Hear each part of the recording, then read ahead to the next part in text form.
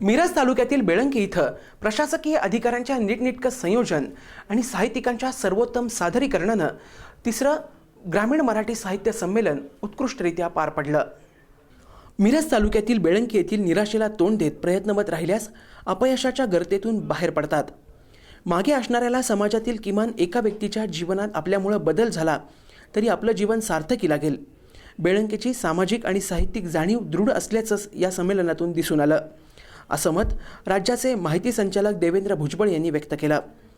विद्यादीप साहित्य नगरी असं नाव दिलेल्या मैदानावर इरादा या सामाजिक संस्थेतर्फे आयोजित तिसऱ्या ग्रामीण मराठी साहित्य संमेलनास युवा स्पेशल या तिसऱ्या सत्रात बोलत होते। यावेळी व्यासपीठावर संमेलन स्वागताध्यक्ष विधान भवनचे ग्रंथपाल तथा माहिती संशोधन अधिकारी बाबा वाघमारे उपस्थित होते। आणि दोन बोटामध्ये खडून सिगारेट धरल्यागत धरायची, साधी बडीशेप खात नव्हतो, पण ती स्टाईल असते एखादी तसंची यायला लागलं। प्रत्येक पुरुष एकदा तरी त्याचे कर्तृत्व सिद्ध केलं की त्याला पुन्हा पुन्हा ते सिद्ध करावं लागत, पण बाईला मात्र ते प्रत्येक वेळी प्रत्येक क्षणाला ते सिद्ध करावं लागतं। मी बाई जरी असले तरी मी कर्तृत्ववान आहे हे सिद्ध करावं लागतं। आणि त्याचे खंत खेळ मांडण्यासाठी मला कधीतरी महिला या विषयावर बोलायचं होतं। म्हणजे आता वकील साहेबांनी सांगितलं, पण ते मला खूप असं वरवरच वाटलं। कार्यक्रमाला आज आमच्या अध्यक्ष म्हणून लाभले होते श्री भास्कर चंदनशिव सर।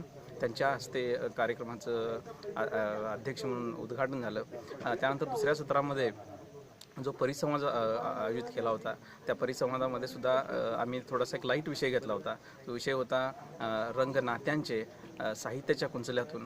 त्यानंतर तिसऱ्या आणि फार महत्त्वाच्या तरुणांसाठी फार महत्त्वाच्या अशा सेक्शनमध्ये ज्या वेळेला आम्ही तरुणांचे विषय आणि तरुणांचा कशा पद्धतीनं समाज बांधणीसाठी उपयोग करता येईल यासाठी युवा स्पेशल हा सेक्शन अरेंज केला होता। आम्ही गेल्या 3 वर्षापासून इरादा साहित्य संमेलन बेळंकी या ठिकाणी आम्ही राबवत आहोत।